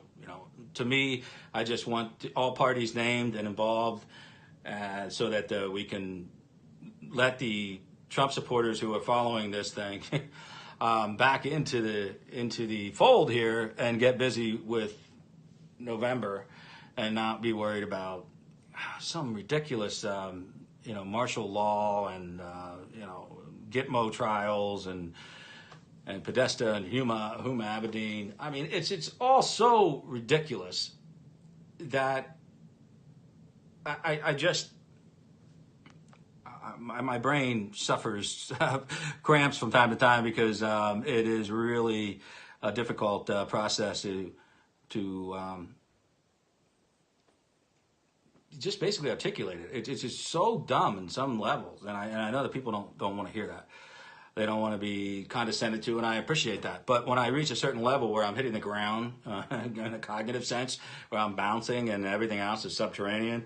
So subterranean logic for me is irritating because it forces me to do backward digging in order to, like I say, disprove a negative, which is technically not possible anyway. So yes, I've gone through certain Q quote unquote proofs, and yes, I have almost every single time basically disproven it as a surefire piece of evidence. So I have taken the effort to do that, but like I said, that requires time in a negative sense. To me, that's time lost for something that I could be doing in a political sense of achievement. I am going in and I'm going down a rabbit hole. So I would ask you where the rabbit holes are actually conducive to Republican support. It's being used to paint a lot of people as, and keep in mind that one or more of the people that will be exposed as being part of the Q team is a rabid white nationalist. So again, that is when that part gets released, and it's inevitable because it's just going to happen because that's what the truth is, and the truth must be reported whether or not it's a good thing for us or not. So here we are again. This is just this is a reinvention of the alt-right movement that just completely crumbled after the recognition that Richard Spencer was a complete jack-off, and any type of assimilation with these crazy people like that Mike Enoch guy who got doxxed is not good for us. So it reinvented itself in part in this Q team, and unfortunately we're going to find out. And one of them is a pretty, like I said, a rabid Twitter hater and a rabid white nationalist, and as of late, a person that does not like the president, and that is certainly concerning. But there needs to be. I don't want to be like them. And I know Jack doesn't either. Like, Jack's not going to present breadcrumbs to you. Jack has what he believes is some pretty credible evidence, and he will share it with you. And I applaud him for that because I know he's probably taken some hits, some loss of followers. But I don't care if this Periscope in the middle of the afternoon gets 3,000 or 13,000. It does not impact me one way or another, not financially, not personally, not in any form or another. I mean, and that's what guys like Dilley don't understand. I don't care. If people unfollow me because of the QAnon thing, that's more of an indictment on their thought process than it is anything on me. I've been working for Republican candidates essentially since I was 13 years old. I have been working to improve government since I was in my 20s. For 20 years, I have done actual work, and I have done actual campaigning to try to get the right people into office for decades. And I've never missed a vote, to my knowledge, maybe in college, a primary or something. I don't know that I've ever missed a vote. So that's my contribution thus far. And of course, the Trump campaign, where I told the RNC to go F themselves and went to work specifically, left the RNC to work with Trump on that campaign. And I was doing what I felt needed to be done in order to get him elected. And I know from working with Jack that Jack was doing the same thing. So if you're going to take shots at me and take shots at Posobiec, know that you're shooting into the guys that were actually on the ground. And you may have voted for Trump, and that's great. I'm glad you did. I'm glad you voted for Trump. But if you gave some money to Trump, hey, that's great. But you're shooting into the crowd of guys who have given up a lot. Now, Jack's done all right, but for a while, Jack doesn't like to talk about this, but Jack was, he was flipping pizzas. He was making pizzas, to get by before he could find, a way to stay involved in this in order to report what he needed to do. So Jack, for whatever reason, he doesn't want to talk about that, but Posobiec grinded his way. Posobiec was, like I said, about 10 years behind me as far as the grand scheme of things in Pennsylvania politics. But I verified it when I first met him with some of the campaigns he was working with, and I verified with some of the Tea Party activists that absolutely hated me at the time. But I verified his work with the Tea Party groups too. So, before you take a shot at Posobiec, think about what you're doing. Now, I know Posobiec, some of his reporting is scattered and it's all over the place. It's not always true. But we have no problem disagreeing on that. When Posobiec gets a report in D.C. that General Kelly's going to leave eminently, and I go to my source that said that's hog shit, Jack doesn't take it personally when I say it's not going to happen. Jack's reporting his source. I'm reporting my source. So it's not on him that his source is wrong. Jack's not making this shit up out of thin air.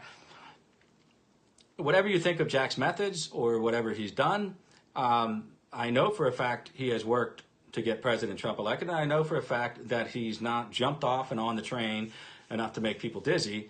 And he's done a pretty effective job, and he has a good following, and he has a good gig on a developing network on One America News. So you're shooting Jack, all you Q people are shooting arrows at Jack.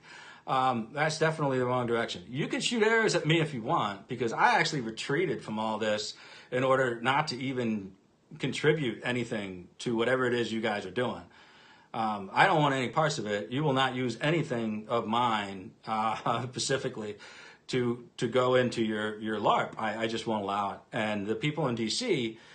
Don't care, and they didn't care about Q at all, and nor would I even humiliate myself to ask if they did, until it started to show up and the press picked up on it and they knew it was going to be a bad talking point, and they're pretty resigned to the fact that this is going to result in an unfortunate incident, probably one worse than the Hoover Dam incident or the crazy guy in PA who drove to PA to, quote unquote, kill the president or whatever. I don't know what he said. But the lady who was involved in that was, talking about QAnon. That's how, that is crazy. That is shithouse crazy. So there was a bunch of reports in Pennsylvania. I didn't go to Wilkes-Barre. Frankly, I wasn't in town. But I, of course, know the people who are putting these events together. You have to remember I come from and have been a former employee of the Pennsylvania GOP. So granted, I know people there that do these things.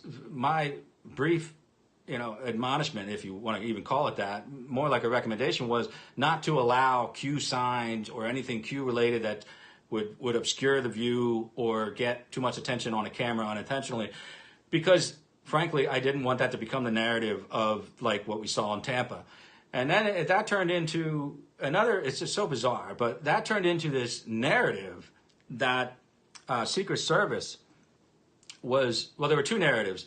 One, the Secret Service was taking away the Q signs, and that's bullshit, and that shouldn't happen that way. When that's not true. It wasn't Secret Service at all. We were talking about people who are setting up the event. They work for the GOP. And then the other narrative was that the Secret Service was taking away Q and then saying things to people like, trust the plan. Which, of course, if you believe a Secret Service agent is going to abscond your Q, your giant Q you're wearing around your neck, at a rally and then tell you to trust the plan. Here's where we get into, do you need pharmaceutical assistance, or is it just like client-centered, therapy that's required? I don't know. It depends on whether you're into, new age psychology or the old Carl Jung, patient-centered type of thing. I don't really know. I just know that there's something wrong with you. And if you think the most direct president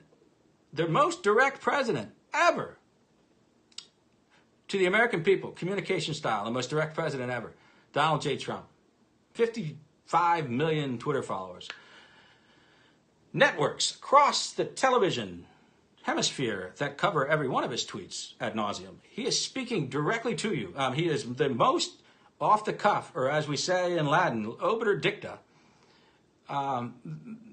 It never happens this way. I mean, everything every other president has done, time immemorial, is have it scripted, put it on a freaking whatever, a piece of paper 50 years ago, and then you put it on a prompter now. So this guy is talking directly to you.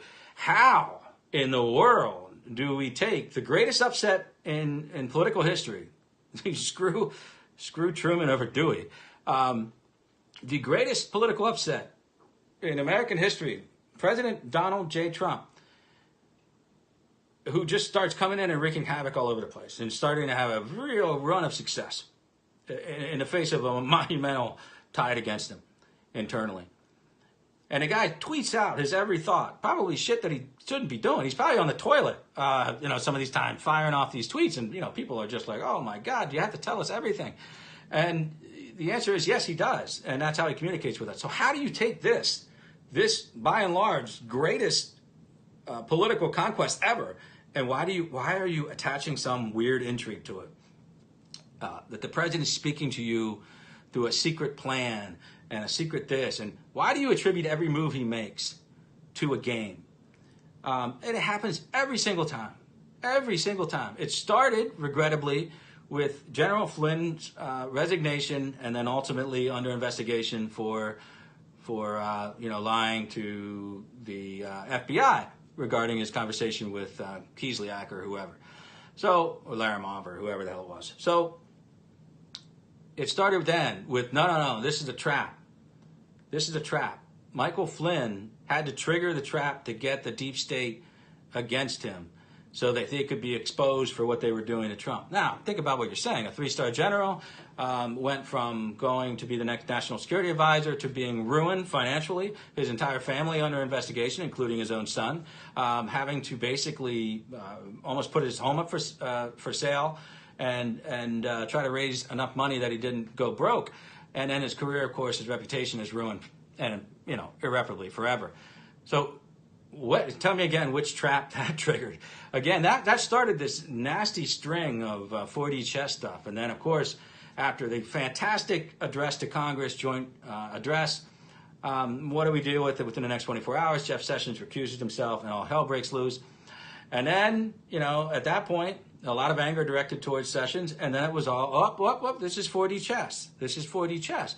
The president has to look like he's mad at Sessions, so when Sessions locks Hillary up, the press already had defended him. Well, that's just retarded, because as we saw during the James Comey debacle, Republicans and Democrats at once were applauding and then hating Comey based upon which it was July or October.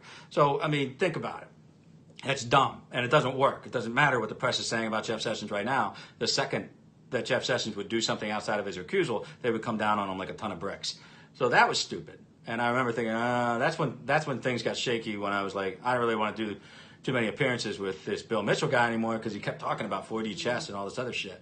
So that unnerved me, because it made no sense at all. And I had friends that were at that point in the DOJ, had since left, and I have friends that are now in there that weren't before, heard from all of them that of course was not the case. So, and then we go, after that was the Mueller executive order. And then that is another terrible action done against Trump. And in the world of the slow-walking Mitchells of the world, it became, no, this is required too. Mueller is doing this to absolve himself of his criminal past, and he's secretly going after Hillary Clinton and Obama. He is not targeting Trump whatsoever. Well, at this point, you have to just decide whether or not you want to continue conversing with these people. Because a conversation with anyone leaves you with a remnant, a residue, if you will, of their belief system. Whether you want to retain it or not, it gets trapped in some kind of synaptic, gap that might be recalled in error at some point in your life. And you don't really want to converse with people that are that far off a rocker too much, because, like I said, it's going to leave a residue on you. And so my concern started to blossom, and that's when I became emphatic. And I became emphatic through Periscope. And I spent that summer basically laying it all out repeatedly, bearing my soul on this. And we started to make some real headway. And it wasn't until everybody got together in Georgia that everybody started flipping out. They're like, whoa, why are you getting 500 people together? I don't know. And that's when Will Chambermaid wanted to sue me because he said he had trademarked MAGA meetup. How ridiculous is this? And then people were saying that it was the auction was a scam. Well, I don't understand, because I never got any of that money. And the money all went back into it. We had to fly everybody down, Roger Stone, we had to put him up. We had Pastor Burns, we had to put him up, his security teams. And this thing cost a lot of money, and a lot of us put money into that to make it work. But that put me up too high. Then they were like, okay, this guy gets 15, 20,000 views on Periscope, but now he's getting 500 people together, and Roger Stone and Pastor Burns are showing up. This guy, that's not cool. So that's when I made my first round of enemies. And that's when like Cernovich started sending in his little guys like that Chatelet moron and Joe Pro whatever, and they were just basically sent to sniff around to see what we had going on and try to pilfer off people. So that's when I first noticed this game was getting played. All right, 10-minute warning. I have 10 minutes. So,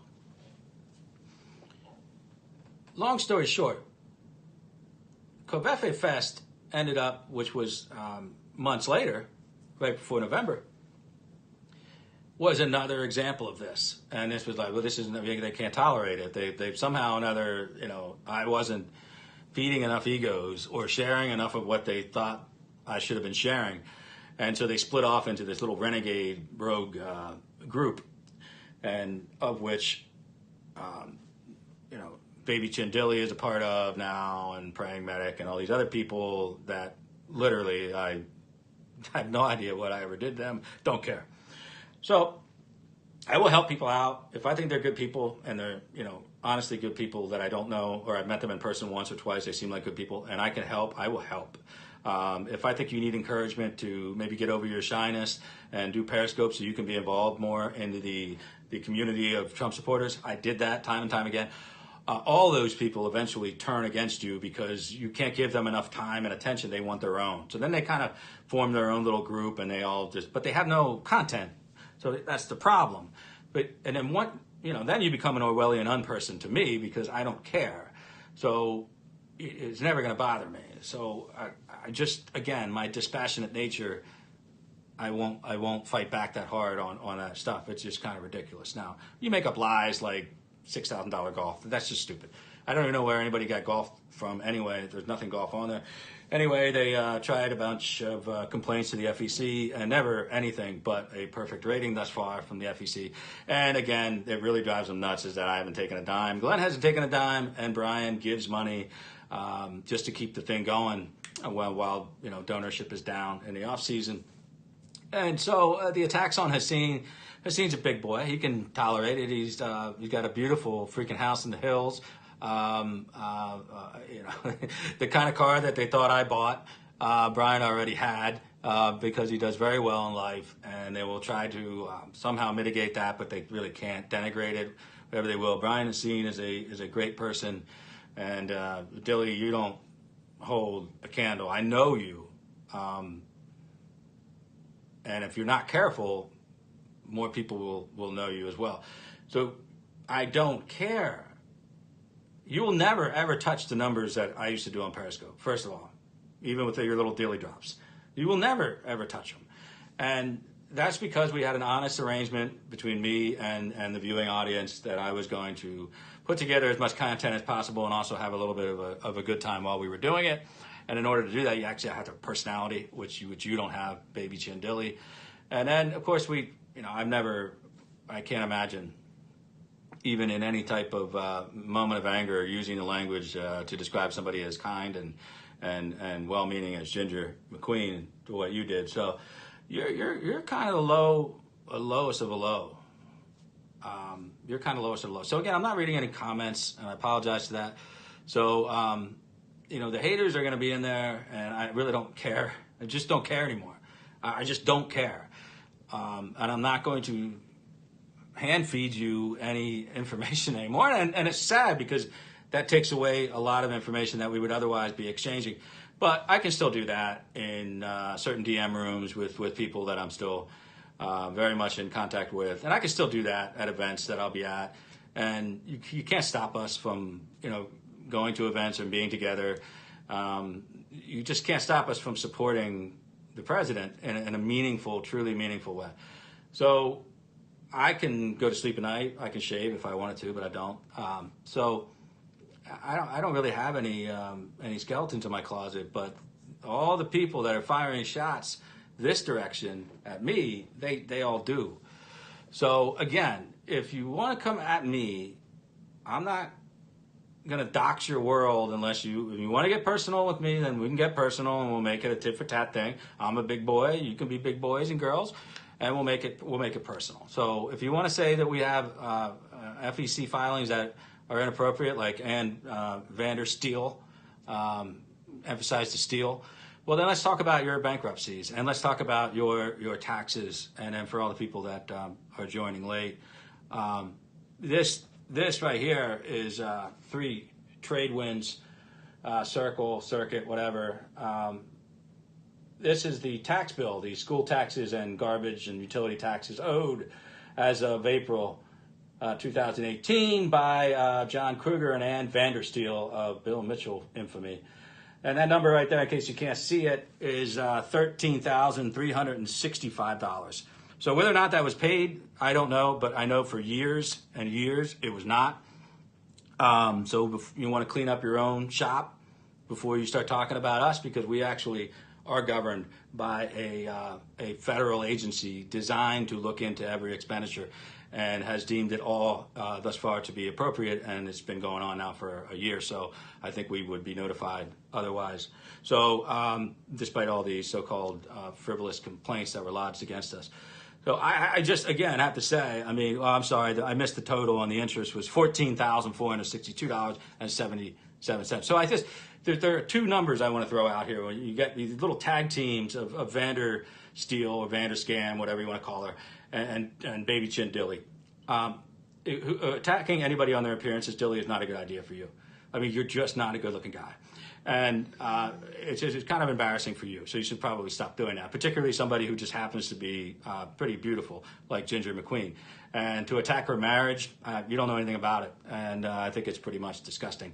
So that number is 734. 734 is what, if you add up $50,000 in campaign donations and put together with a total vote accrued in the special election for the 8th in the primary out in Arizona, you come up with the number 734, which is roughly 1% of the vote.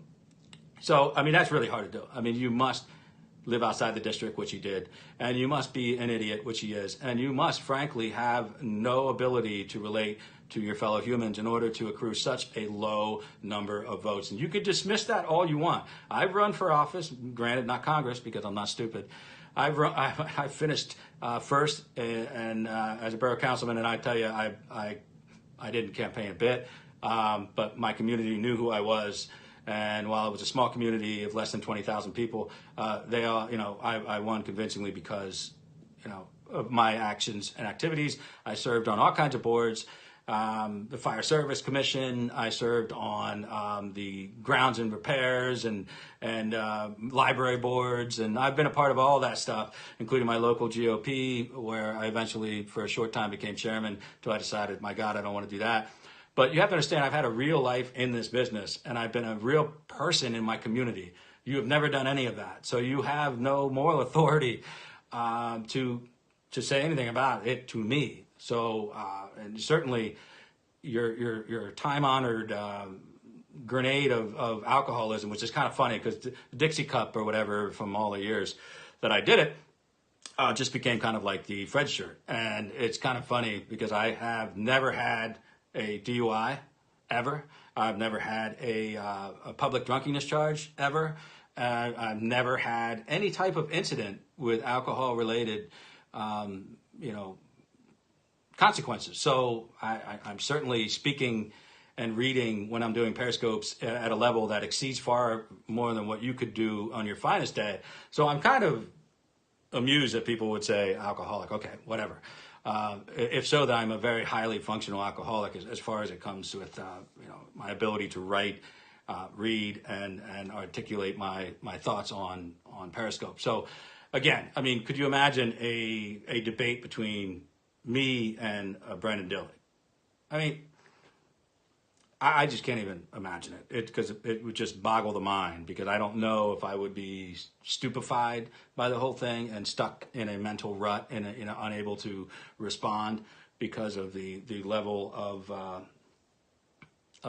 vacuous mudslinging, fact-free debate that he would bring to it. He's really just kind of not a critical thinker, and I just don't. I probably said too much about him already. Again, Ginger, let's just all stop by Periscope again.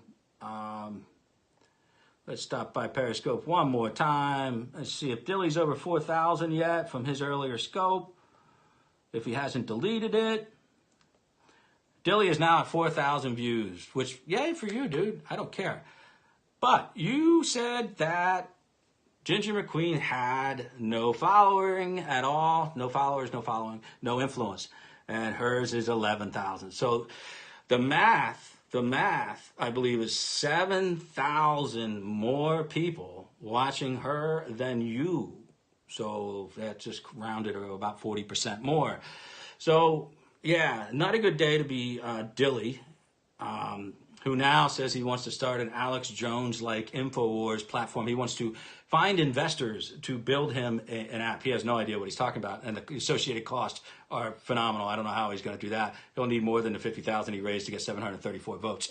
So I'm kind of intrigued by that as well. So clearly he claims to have content and personality, and he's 0 for 2 on that front completely, and it's yet another scam in waiting where he will try. And it's just as bad as Ann Vandersteel.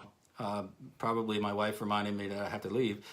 Ann Vandersteel put out a tweet saying that they were looking for somebody to lend them, the Your Ass America crew, lend them a private jet so that they can fly to the Trump rallies. Now, I'm just going to have a sip of seltzer water while you think about that tweet.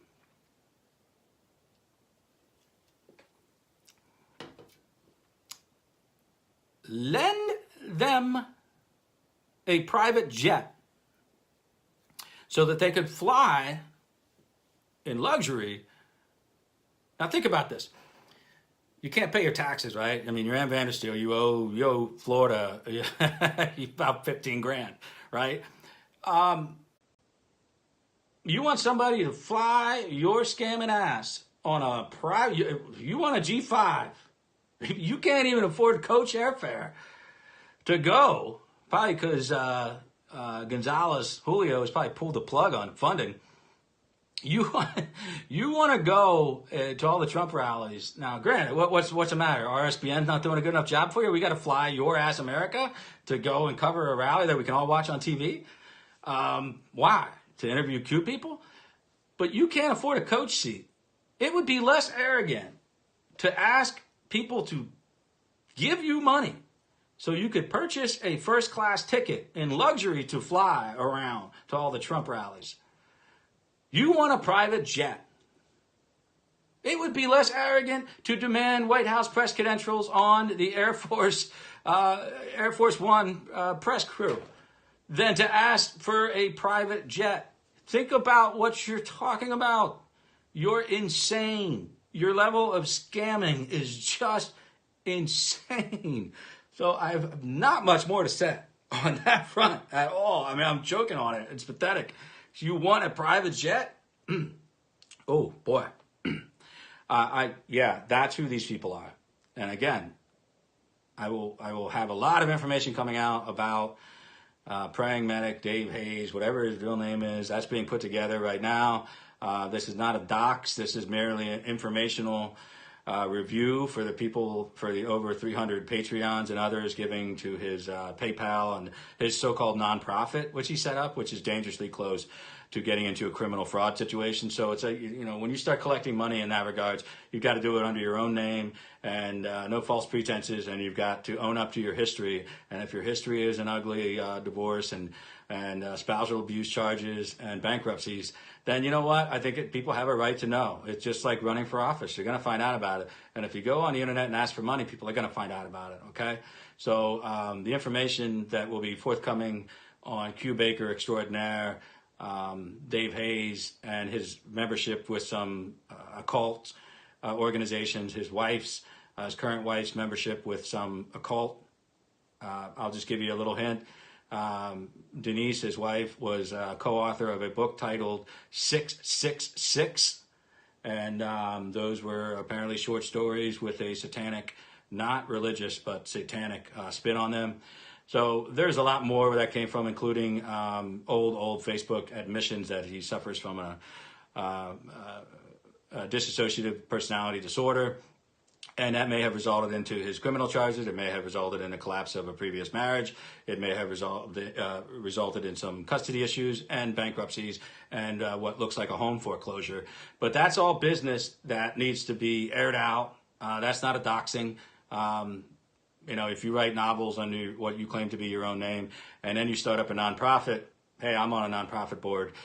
You can ask me any questions about my past and anything like that, and you'll find certainly no criminal case and no bankruptcy. So, I think people deserve the truth, and I'm going to give them the truth. So, the particular difference between what I'm doing with that and Tracy Beans is just trying to hide now because she got what she wanted, which was 100,000 followers and YouTube people, and that that's, we'll find out more.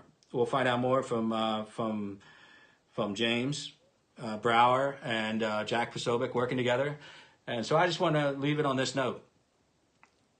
If you are one of these people that are asking for money in any way related to Q indoctrination, matriculation, dissemination, anything like that, you will not. Anonymity is not going to be something that you're accorded. Okay, I mean, we will not. Any one of us will not sit around, and that's not just me. That's a whole group of people who basically agree that you can't take money under false pretenses from people. And if you just want to follow the breadcrumbs and be one of those people that are like going down the yellow brick road to hell, go ahead and do it. I don't care. But when you start taking money in, then you become potentially a criminal fraud, and people need to know the truth on that. So that's what I'm doing. That's what I'm working on. I got a whole team of people that don't want to be named, and that's fine. They're awesome. Good-hearted people. None of them are seeking money for doing the research they're doing. They're just trying to get the truth into light. Bad things grow. Poisonous mushrooms and other bad things like to slither around in the dark. You need to expose light. And anyone who doesn't like light tends to retreat pretty quickly. And as you've seen, Tracy Diaz Beans, whatever her name is, certainly didn't appreciate being mentioned in the media, certainly is not going to like Jack Posobiec's report, certainly is going to block people like me, as she has done, and she's just going to try to hold on as long as she can and try to take in $9,000 a month, which she thinks she's entitled to, which is absolutely astounding for whatever little content she's producing. So these are sick people in some cases. Some of them are just sad people. Some of them, maybe James Brower will just come clean, which I think is, more than enough for me to, forgive and forget and move on. And but a hat tip to my team, and also a hat tip to Jack Posobiec for taking this thing on, man. And we'll all come out better on the other side. And just remember, we're not punching to the right. So don't accuse us of being divisive. I think Ginger hit that point. We're not being divisive. What we're trying to do is, reorient people to the fact that this midterm is going to be ugly. And talking about pedophiles going to Gitmo and things like that are not, even if that is your bailiwick, are not going to be helpful to us in appealing to the independence we need in order to keep these House seats. So you're not helping Trump, that's for sure. You're not helping him at all. And I just want you to chew on that little nugget for a while. So I've said my piece. And again, I'm not going to be doing my own little periscopes until after Jack's done. What Jack's done, I will do another periscope. Maybe I'll get on with Ginger and we'll do it, something together with Glenn after Jack reveals his report. Until then, you might not hear from me on this subject again. But know that I have been blocked by all these people. They don't want to converse or anything with me. That's Pragmatic, long-time blocked. Brenden Dilley, Baby Chin, whatever, blocked, even on his new account, which I didn't even know he had. And now Tracy Beans has followed Bill Mitchell's suit in blocking me. So you can block me, but obviously I'm not going to shut up. So again, really enjoyed talking with you people. We'll leave this up so anybody who wants to look at it can look at it for now. Okay? I don't know how long I leave it up. Don't like to look at myself on my own Twitter feed. So I don't know how long, maybe an hour or two. But we'll see. Congratulations to Ginger on more than 11,000 people on a great scope today. And congratulations to Posobiec on what could be a really big story to help reorient everybody to sanity. QAnon is not real. QAnon is a LARP. That is all.